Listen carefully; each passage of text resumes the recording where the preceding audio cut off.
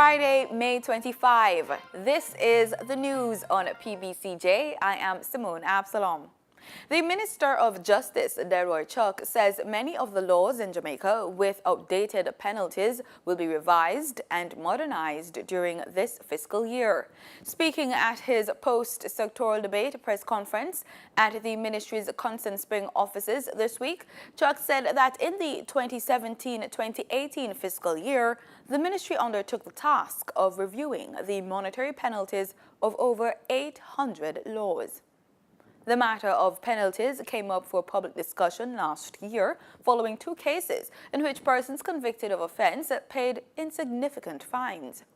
He said some of the laws that need revision include the Coroners Act, Criminal Justice Reform Act, Gun Court Act, Hindu Marriage Act, Evidence Act, Inquiry into Causes of Fire and Accidents Act, Criminal Records Rehabilitation of Offenders Act, Crown Proceedings Act, and the Dangerous Drugs Act. The Justice Minister said efforts have been made to make fines to be a deterrent to any offense. Chuck pointed out that the ministry will set the tone by completing the upgrading of its laws. Former Prime Minister P.J. Patterson says certain labor practices now being employed in the country are threatening the trade union movement. Speaking at the inaugural Hugh Lawson Shearer Trade Union Education Institute Distinguished Lecture at the University of the West Indies on Tuesday, he warned that unions risk betraying their purpose if they allow the return of the exploitation of labor. The survival of the trade union movement, the former Prime Minister said, depends on job growth to sustain its members. At the collective bargaining level, there is even greater challenge for trade unions. Trade unions' assertiveness hinges on not only the number of members, but the quality of the membership. This is where worker education is key to creating active and knowledgeable workers. What we need going forward is deeper collaboration between employers and employees. In this dispensation, we have to rebuild trade unions and devise new labor policies that are linked to economic growth strategy. He cautioned that the movement faced a challenge in attracting new members based on the change of employment relationships, asserting that fixed-term contracts and contract law have replaced open-ended contractual arrangements.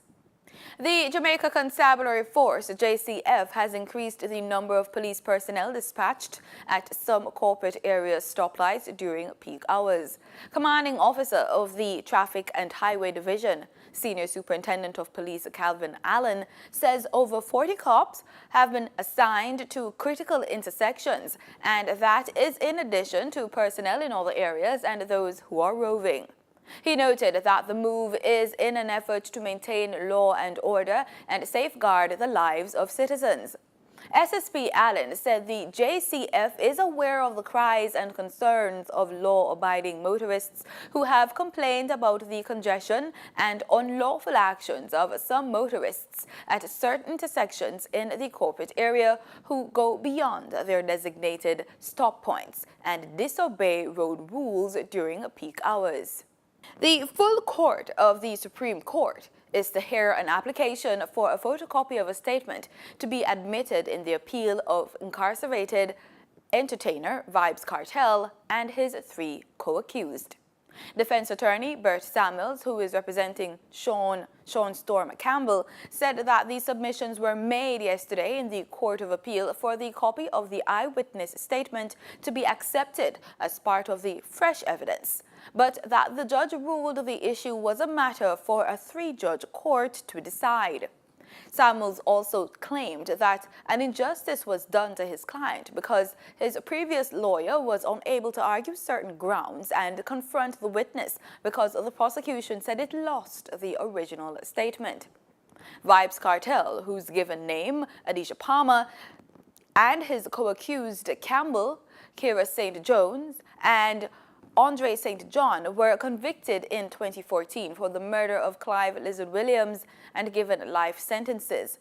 The convicts were granted leave to appeal their murder conviction after citing several reasons, including claims that they did not receive a fair trial and that justice was miscarried in their cases.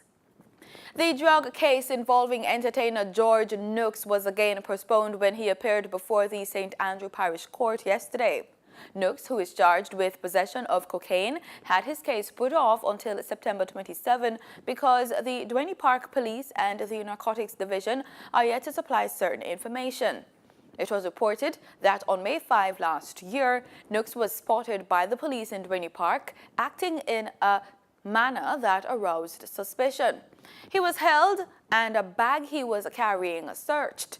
The bag reportedly contained 2 ounces of cocaine. In regional news, the Barbados Labour Party will form the next government. Though all the votes were not counted, the United Progressive Party conceded at approximately 1:50 this morning. 52-year-old Ms. Motley, who is the head of the BLP, is the Prime Minister designate. She will be the first female Prime Minister of the country since it gained independence in 1966. This truly has been the people's campaign. And I've said that to you all along as we started the process 4 years ago of rubbing shoulders and hosting the people's assemblies. And this must be our legacy to the people of Barbados, to give you back your government and governance. A short while after, head of the Democratic Labour Party, Funeral Stewart, also conceded defeat. In campaigning, whenever there is success, success is shared by all those who succeed and by those with whom they are associated. But when there is failure, failure points to one man.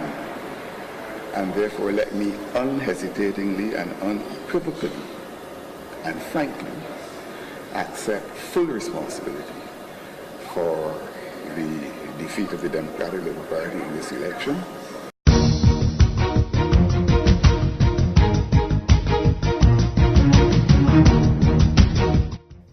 In sports, Jamaican and West Indies cricket standouts Chris Gayle and Andre Russell are among a group of international stars announced on Thursday as headliners for the Global T20 Canada, a new professional league in the T20 format. 3 other West Indies, Dwayne Bravo, Sunil Narayan, and former skipper Darren Sammy, will also be joined by international stars including Shahid Afridi, Lasith Malinga, Steve Smith, Chris Lynn, and David Miller. Along with the players, Cricket Canada and Mercury Canada revealed the teams and venue of the league, the first to be fully staged in North America and set to run from June 28 to July 15.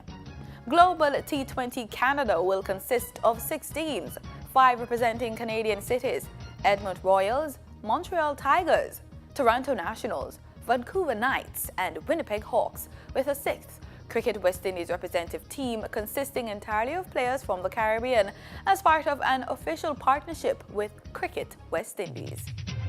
And that's the news. Thanks so much for making it PBCJ. Remember, we are the People's Station.